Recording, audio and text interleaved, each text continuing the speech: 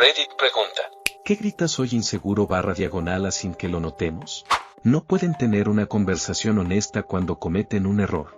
Lo peor de todo es que, en lugar de asumir la responsabilidad, se enojan y toman cualquier crítica constructiva como un ataque directo. Como si te estuviera atacando personalmente, cuando en realidad solo estoy señalando algo que podría ayudarte a mejorar.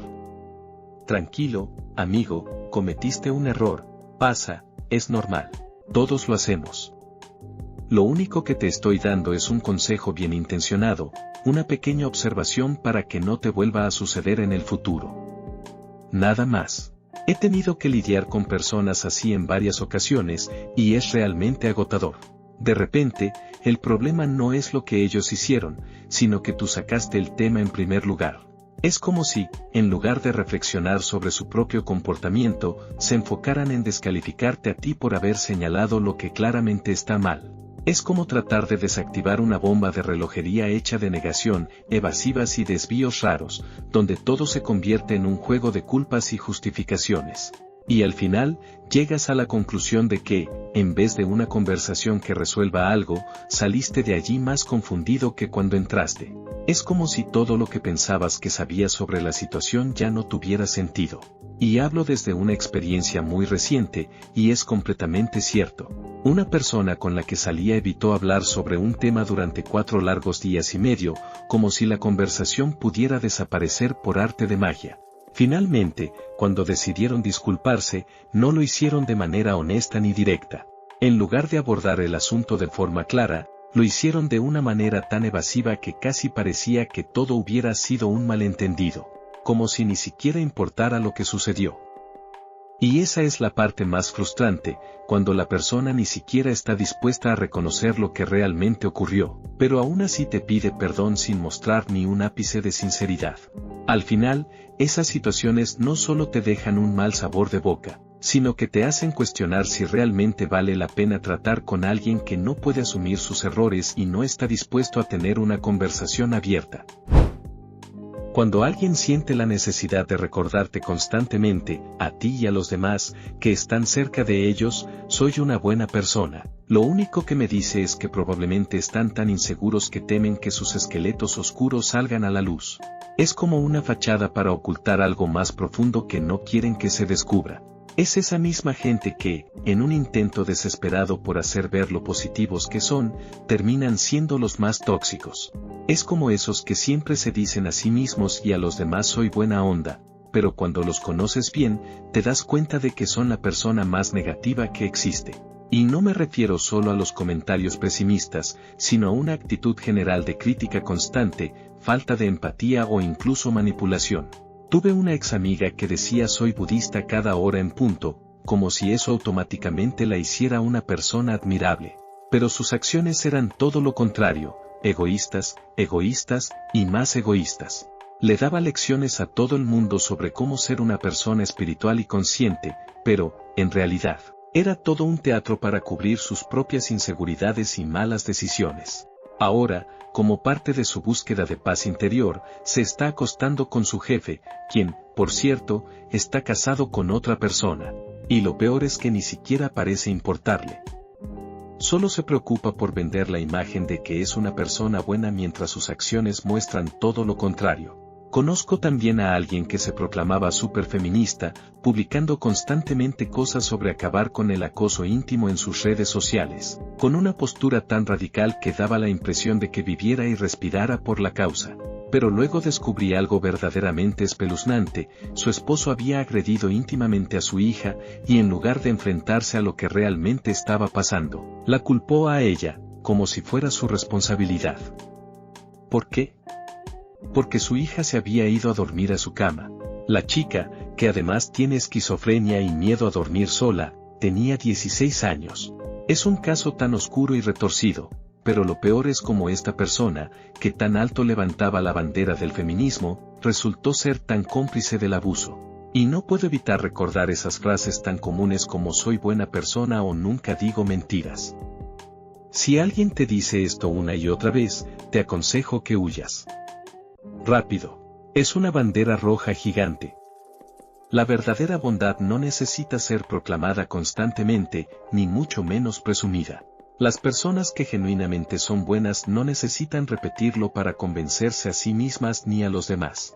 Los que lo hacen, suelen ser los que más se esconden detrás de esa fachada de integridad. Egoísmo disfrazado de extroversión. A simple vista, parece solo alguien muy seguro de sí mismo, pero en realidad es una persona que está más enfocada en sí misma de lo que parece. Lo identificas fácil por esa necesidad constante de hablar de ellos, de contar su vida, sus logros, sus opiniones. Pero lo curioso es que nunca preguntan ni se interesan por lo que los demás tienen para decir. Hay una desconexión sutil, como si los demás solo fueran una audiencia para sus historias, no una parte activa de la conversación. Al principio, puede parecer simplemente confianza. Muchos lo interpretan como algo positivo, es extrovertido, sociable, seguro. Pero cuando te pones a pensar, te das cuenta de que esa confianza en realidad está alimentada por un ego que necesita ser alimentado constantemente, como una máquina que nunca se detiene. Es como si la otra persona nunca tuviera espacio para brillar, siempre tienen que ser ellos los protagonistas. Y lo peor es que todos, en mayor o menor medida, caemos en eso. Yo también soy culpable de esto, y con el tiempo me he dado cuenta de cómo, a veces, puedo estar tan emocionado con un tema que termino hablando demasiado, sin dar lugar a que los demás compartan sus pensamientos. Y no se trata solo de hablar por hablar, sino de cómo uno se va envolviendo tanto en lo que tiene para decir, que olvida crear ese espacio para los demás. Es algo que intento evitar, y he trabajado bastante en eso. En los últimos años, realmente disfruto preguntarle a las personas sobre lo que les gusta, escuchar sus historias, aprender más sobre lo que piensan y lo que los hace ser quienes son. Sin embargo, hay momentos en que la emoción me gana. Me entusiasmo mucho con un tema, y empiezo a hablar y hablar, hasta convertirme en un plomo, como diríamos. La última vez que me pasó, fue con una chava bien guapa con la que salí varias veces. Al principio, todo parecía bien, pero en algún punto, me di cuenta de que ya no le interesaba tanto como al principio. No pude evitarlo, la cagué por completo en la relación. Me puse a hablar demasiado, sin escucharla, y eso creó una desconexión que ni siquiera vi venir. Fue un error, y uno de esos en los que te das cuenta demasiado tarde. Ahora, todavía me da algo de cosa pensar en eso, especialmente porque soy consciente de cómo son las cosas y cómo es la dinámica. Pero bueno, de los errores se aprende, supongo. Es uno de esos momentos incómodos en los que uno se da cuenta de que, por más que intente evitarlo, hay ciertas lecciones que solo puedes aprender a través de la experiencia. Frecuentemente, la inseguridad es vista como algo despreciable, y sinceramente, eso me parece muy triste. Vivimos en una sociedad que minimiza o ridiculiza las inseguridades, cuando en realidad todos lidiamos con ellas de alguna forma. Lo que la gente a menudo no entiende es que la inseguridad no necesariamente hace a una persona débil o menos valiosa. Al contrario, puede ser una señal de que estamos profundamente conectados con nuestra humanidad, con nuestras vulnerabilidades. Para mí, la inseguridad se manifiesta como una necesidad de competitividad. Siento que debo ser muy bueno en algo, de lo contrario, mi autoestima se desploma.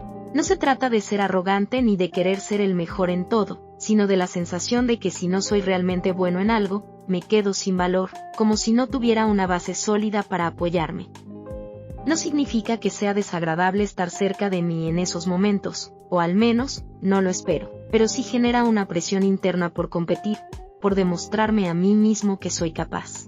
Entiendo que el punto de este hilo puede ser burlarse de las personas odiosas con autos enormes o con actitudes prepotentes, pero honestamente, creo que el tema de la inseguridad merece una perspectiva más profunda. Puede sentirse paralizante, sobre todo cuando la inseguridad es constante y te impide disfrutar de lo que realmente eres. Lo peor es que a veces ni siquiera somos conscientes de cómo nos afecta hasta que estamos atrapados en una espiral de autoexigencia y comparación. Nunca olvidemos que todos somos seres humanos profundamente imperfectos. Todos tenemos nuestras batallas internas, aunque no siempre las veamos. La gente suele sentirse molesta o incluso disgustada por rasgos de otros que, en el fondo, reflejan algo que no les gusta ver en sí mismos. Cuando vemos algo en alguien más que nos irrita, a menudo es un espejo de nuestras propias inseguridades. Por eso, En lugar de juzgar, a veces lo mejor es detenerse un momento y preguntarnos, ¿por qué me molesta tanto esto? Una vez que te perdonas a ti mismo y entiendes tus propias inseguridades, también puedes aprender a perdonar y entender a los demás. No estoy diciendo que todo deba ser permitido, ni que nunca debamos marcar límites. Claro que es importante tener principios y saber cuándo algo es inaceptable, pero también es importante tener perspectiva y recordar que todos estamos en el mismo viaje de autocomprensión. Recuerdo una situación específica, cuando una chica solía coquetear abiertamente y decirle cosas íntimas a mí, ahora, prometido, cuando en ese entonces era solo mi novio. A él, en ese momento, le daba igual y la ignoraba. Pero a mí sí me importaba, y me afectaba profundamente. Intentaba poner límites, pero cada vez que lo hacía, ella me decía que era insegura y que si de verdad no confiaba en él, debería reconsiderar mi relación. En ese momento, la ansiedad de ser vista como insegura era insoportable. Me sentía atrapada entre mi necesidad de defender lo que sentía y la presión de no parecer una persona celosa o posesiva. Ahora, mirando atrás, sé que ella tenía razón en algunos aspectos, pero también sé que la inseguridad no es algo a lo que debamos tenerle miedo. Todos la sentimos, y no es un defecto. ¿Era insegura? Sí. Pero ahora no creo que eso sea algo necesariamente negativo. Desearía haber visto este comentario en ese entonces, porque me habría ayudado a aceptar que la inseguridad forma parte de nosotros y que, en lugar de juzgarla, deberíamos aprender a comprenderla. A veces, la inseguridad es simplemente una señal de que nos importa algo profundamente, y eso no está mal. Ser demasiado servicial o útil hasta el punto de agotarse. La amabilidad como un mecanismo de defensa que surge de una sensación persistente de no valer nada. Ese miedo constante a no ser suficiente. A veces, parece que nos decimos a nosotros mismos, si soy lo suficientemente buena onda, no me van a atacar. Pero, en realidad, lo que estamos haciendo es protegernos con una fachada, tratando de convencer al mundo, y a nosotros mismos, de que merecemos ser queridos, valiosos, aceptados. Y la verdad es que siempre he batallado con eso. Es como si sintiera que, de alguna manera, tengo que demostrar mi valía para que los demás me quieran o me aprecien.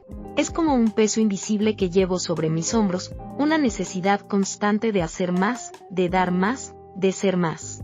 De alguna manera, eso me hace sentir que si no lo hago, no soy suficiente. Mis papás eran perfeccionistas, y desde pequeña me decían constantemente que no era lo suficientemente buena. Siempre hacía énfasis en que tenía que hacer cosas por ellos para demostrar mi valor, como si mi valor dependiera exclusivamente de lo que podía hacer por los demás, de cómo podía cumplir con sus expectativas. No era suficiente con ser yo misma. Tenía que ser algo más, algo que ellos pudieran ver como digno de su aprobación. La aceptación y el amor no venían de ser quien era, sino de lo que lograba hacer para demostrarles que valía la pena. Es algo que me ha marcado profundamente, y aunque lo he trabajado, aún sigo luchando contra esa mentalidad. Estoy aprendiendo a cambiarlo, a entender que no necesito hacerme útil todo el tiempo para que los demás me quieran o me acepten. El valor no viene de la cantidad de cosas que hago por los demás, sino de mi ser, de mi autenticidad. Y aunque sé esto en mi mente, a veces me encuentro atrapada en viejos patrones. Me doy cuenta de que lo sigo haciendo, sobre todo cuando intento salir con alguien. Es como si sintiera que debo demostrar que soy lo suficientemente buena, que merezco su atención y afecto. En el momento no me doy cuenta de que lo que estoy haciendo puede parecer inseguro o incluso desesperado. Pero después, cuando reflexiono, veo cómo ese comportamiento puede ser un reflejo de mis propias inseguridades, como si intentara llenar un vacío con acciones, en lugar de permitir que las relaciones se desarrollen de forma natural, sin esa presión constante de demostrar algo. Es un proceso largo, y aún hay momentos en los que me siento atrapada en esa necesidad de hacer para ser aceptada. Pero también sé que estoy avanzando, que cada vez soy más consciente de esos patrones y de cómo puedo empezar a cambiar mi enfoque. Estoy aprendiendo que no tengo que ganarme el amor o la aceptación de nadie, que solo necesito ser yo misma y aceptar mi propia valía, sin esperar validación externa. Burlándose de los demás, gozando con hacer enojar a la gente, alardeando de cuánto dinero ganas. Tomándose todo a pecho, aunque apenas los involucre. Una cuenta de redes sociales bien activa. Siempre queriendo ser mejor que los demás. Gerentes que tratan al personal como objetos. Esto suele ser el resultado de alguien que está intentando convencerse a sí mismo de que es quien dice ser, cuando en realidad su inseguridad lo está gobernando. En mi experiencia, tuve uno de esos gerentes. Era el típico tipo que trataba de mantener una fachada de poder y control, pero en realidad, solo era un cagón. La manera en que manejaba a su equipo era un claro reflejo de sus propias inseguridades. Este tipo tenía una forma muy peculiar de ejercer su autoridad. En lugar de hablar con los subordinados de manera privada, los gritaba frente a los demás, como si eso de alguna forma demostrara que tenía el control. Le parecía necesario que todos escucharan sus regaños, como una especie de exhibición de poder. Incluso cuando tenía que llamar a alguien por teléfono para reprenderlo, lo hacía de manera pública, saliendo al pasillo y diciendo el nombre de la persona en voz alta, asegurándose de que todos supieran a quién estaba gritando. Además, le encantaba sembrar discordia entre sus subordinados. Siempre trataba de poner a las personas unas contra otras. Recuerdo cómo le decía a Joe lo tonto que era Bob, como si fuera un juego. Y lo peor de todo es que lo hacía con la intención de dividir al equipo, de crear un ambiente de desconfianza y competencia destructiva, en lugar de fomentar una cultura de trabajo en equipo. Una vez, después de una cagada monumental por parte de él, decidió culpar completamente a alguien de su equipo por el error. Lo llamó a su oficina, le gritó delante de todos, y lo peor es que, antes de hacerlo, le había dado instrucciones explícitas de dejar la puerta abierta. La humillación pública fue innecesaria, y fue solo una manifestación más de su falta de madurez emocional y liderazgo real. Era un tipo que, en su esencia, era un completo marica en cuanto a cómo manejaba las cosas, pero cuando se trataba de impresionar a sus superiores, se transformaba en una especie de sombra sumisa, rara y tímida. Lo único que le permitió salirse con la suya fue un familiar que estaba muy por encima de él, en una posición de poder. Era una típica historia de nepotismo, donde el tipo tenía un respaldo que le permitía actuar sin consecuencias. Eso me hizo darme cuenta de lo frágil que era su posición. Su autoridad no venía de sus habilidades, sino de las conexiones familiares que tenía. Y por más que tratara de imponer respeto, al final, solo era un personaje débil que trataba de ocultar su inseguridad a través de actitudes agresivas. Ahora, estoy tan feliz con mi jefa actual. Ella es una persona completamente diferente. Se comunica de manera clara, confía en que hacemos nuestro trabajo de manera eficiente y, lo más importante, no siente la necesidad de menospreciar a nadie para sentirse superior. A lo largo de mi carrera, he tenido que lidiar con muchas personalidades tóxicas, pero ella es una verdadera líder. Sabía que, cuando ella se fuera de la empresa a finales de este año, me iba a resultar muy difícil quedarme. A pesar de que me ofrecieron un aumento para quedarme y ayudar a su reemplazo a hacer la transición, decidí que no valía la pena. El tipo que la va a reemplazar es el mismo que me gestionó brevemente hace unos 6 años.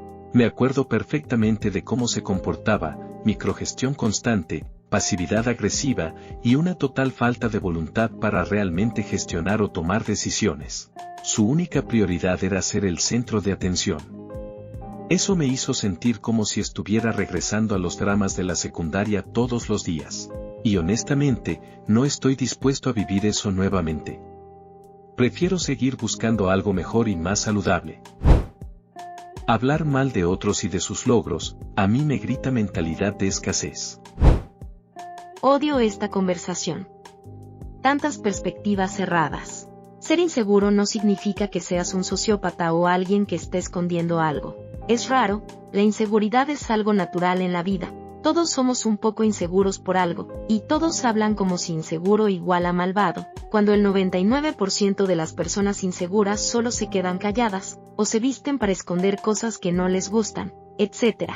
Claro, algunos lo proyectan hacia afuera, pero seguro que no habría gente hablando de cómo detectar cuando un amigo está inseguro por algo para, no sé, animarlos tal vez.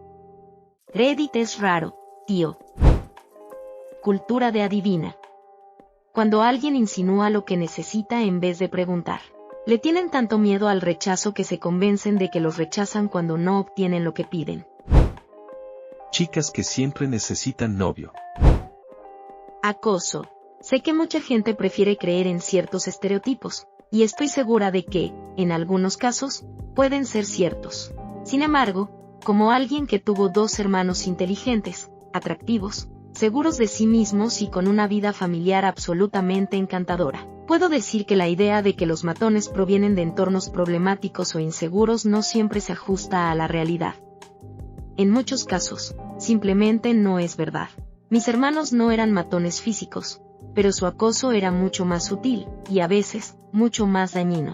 Se dedicaban a hacer comentarios brutales, cáusticos e ingeniosos sobre algún compañero desafortunado, comentarios que hacían reír a toda la clase.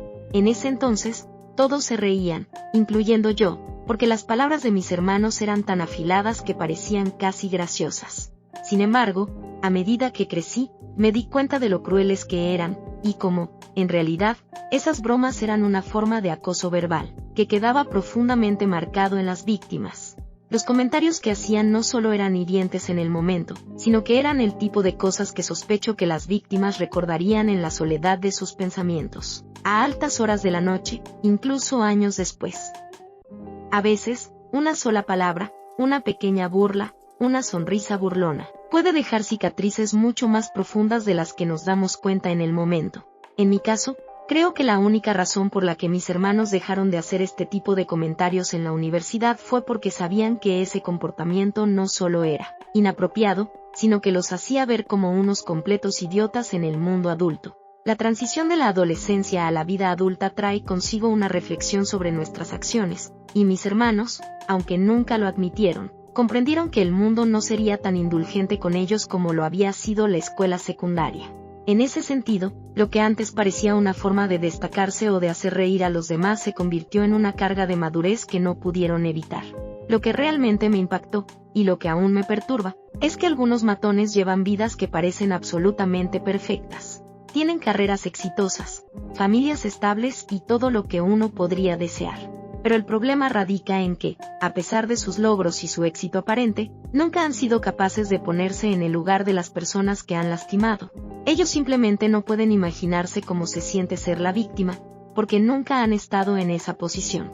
No entienden lo que se siente ser el blanco de la burla constante, de las críticas desmedidas o de los comentarios humillantes que desgastan tu confianza. El problema del acoso, especialmente el verbal, es que a menudo no se ve de inmediato como un daño grave. A veces se disfraza de humor, de bromas inocentes, pero puede ser mucho más destructivo de lo que parece. Las palabras tienen un poder enorme, y el daño que pueden causar no siempre se nota en el momento. Quienes acosan, a menudo no se dan cuenta de que lo que para ellos es una broma, para otros puede ser una herida profunda que queda marcada durante años. El acoso, en todas sus formas, tiene efectos que trascienden el momento en que ocurre. Las víctimas pueden llevar consigo esas experiencias durante mucho tiempo, y aunque los matones puedan seguir adelante con sus vidas sin remordimientos, las personas que han sido acosadas a menudo se enfrentan a un proceso mucho más largo y doloroso de sanación. Es triste, pero a veces los matones simplemente no logran comprender el impacto de sus acciones hasta que la vida los pone en una posición donde ya no pueden actuar de esa manera. Y la triste realidad es que muchos de ellos siguen adelante, sin nunca mirar atrás, sin nunca considerar las cicatrices que dejaron en el camino. Andar con un arma larga en Subway. Gente que juzga. Usualmente, juzgar a otros en exceso esconde inseguridades profundas. Esas bolas falsas que la gente cuelga en la parte trasera del enganche de un camión, casi siempre un camión levantado que gasta un montón de gasolina. Hacer comentarios que menosprecian a los demás. Primero lo primero, no hay nada de malo con ser inseguro. La mayoría de la gente lo es, en diferentes situaciones. Segundo, carros grandes. Se cree mucho, le baja el ánimo a los demás. Y luego arma un berrinche cuando alguien lo barra diagonal la supera. Soy una mujer soltera, y me pasa que voy caminando cerca o por donde está una pareja. Yo, en lo mío, la tipa me lanza una mirada fea, o hace alguna movida para acariciar al man o agarrarle el brazo, ahí, enfrente mío. Yo lo veo como inseguridad. No todas las mujeres andamos buscando robarte al novio. Tomándote las cosas demasiado a pecho. Haciéndolo personal cuando claramente no lo es. Siempre con ganas de discutir. Misoginia/misandria. Deja de culpar a todos los hombres o a todas las mujeres por tus pendejadas. Esos que critican la apariencia de los demás. Una de las cosas que sucede con bastante frecuencia en el ambiente laboral es cuando las personas, de manera sutil, comienzan a influir en la narrativa, modificar los reportes, alterar los datos, o incluso distorsionar la información, todo con el objetivo de que ellos mismos queden bien ante los ojos de los superiores o compañeros de trabajo. No importa si esto afecta al equipo, a la empresa, o incluso a los procesos en sí, lo único que parece importar es la imagen que proyectan, el brillo superficial que pueden mostrar. El problema aquí es que esta manipulación de la información no solo es irresponsable, sino que es sumamente peligrosa. Al no reportar los datos de manera precisa y objetiva, se está impidiendo que se tomen las decisiones correctas y se apliquen las acciones adecuadas. No se está dando la oportunidad de corregir errores, de mejorar procesos, ni de identificar áreas que necesiten atención. En lugar de centrarse en lo que realmente beneficia al equipo o a la empresa, la prioridad pasa a ser cómo se ve uno mismo. Este tipo de comportamiento suele empezar de forma lenta, casi imperceptible. Primero, es un pequeño ajuste aquí, una omisión allá, pero con el tiempo se va acumulando, y lo que antes parecía una corrección menor se convierte en una serie de distorsiones. Al principio, puede pasar desapercibido. Nadie lo nota, tal vez ni siquiera la persona que lo está haciendo, pero eventualmente, la verdad sale a la luz. Y cuando eso sucede, las consecuencias pueden ser muy graves. Las fallas se hacen evidentes, los problemas se agravan, y lo que originalmente se intentó ocultar o suavizar, termina siendo aún más visible y dañino. Lo triste de todo esto es que a menudo esta manipulación de datos no se hace con la intención de ayudar o mejorar algo, sino con el fin de mantener una apariencia, de proteger un ego o salvar una posición. Es una señal de que esa persona, en el fondo, sabe que no está cumpliendo con las expectativas o no está a la altura de lo que se espera de ella. En lugar de abordar sus deficiencias, prefiere ocultarlas, aunque sea a costa de engañar al equipo o poner en riesgo los resultados del negocio. La realidad es que este tipo de prácticas, aunque parecen ser una solución temporal, nunca son sostenibles. Pueden dar la impresión de éxito por un tiempo, pero las consecuencias siempre terminan siendo mucho más costosas a largo plazo. La falta de transparencia y honestidad solo crea desconfianza, y eso erosiona las relaciones dentro del equipo y entre los colaboradores. La verdadera fortaleza de un equipo no reside en la apariencia, sino en la honestidad y la capacidad de enfrentar los desafíos juntos. A veces, es más fácil caer en la tentación de querer quedar bien a corto plazo, de mostrar lo que otros quieren ver. Pero la verdadera fuerza de un equipo, y de una persona, radica en la capacidad de ser auténtico, de reconocer los errores y de trabajar en conjunto para corregirlos. Cuando las cosas se hacen correctamente, aunque al principio no siempre sea lo más fácil, los resultados, ya sea a nivel personal o profesional, siempre valen mucho más. Problemas de ego. No poder ser auténticos. Buscando atención 24/7, haciéndose el /la feliz todo el tiempo. Llamarlo, escógeme, no le hace justicia. Toda la onda de tener que estar siempre hablando, para asegurarte de que tus ideas se escuchen. Incluso hasta el punto de que tus ideas se escuchan, pero tienes que seguir repitiendo solo para asegurarte. El consumo de sustancias en ambientes sociales. En mis tiempos, conocí a varios tipos que, por decirlo de alguna manera, estaban completamente hechos, bebiendo sin parar, incapaces de socializar o siquiera acercarse a las mujeres si no estaban bajo el efecto de... Era algo que parecía tan normal para ellos, como una especie de ritual. Sin la... No podían disfrutar de la fiesta, no podían sentirse ellos mismos. A lo largo de los años, me di cuenta de que no es algo exclusivo de un grupo de personas. En muchos círculos sociales, las sustancias como la se han convertido en la fiesta, algo asociado a la idea de alargar la diversión, de sentirse más vivos, de aguantar hasta el amanecer sin perder el ritmo. Se busca, a toda costa, verse cool, como si el consumo de esta fuera una forma de demostrar que se está a la altura de las expectativas de los demás o de seguir el flujo de la diversión sin descanso. Lo que veo, sin embargo, detrás de todo esto, no es una vida llena de felicidad o de autenticidad. Lo que encuentro, una y otra vez, son personas profundamente inseguras que necesitan depender de las sustancias para poder relajarse, para sentirse cómodos, para pasarla bien.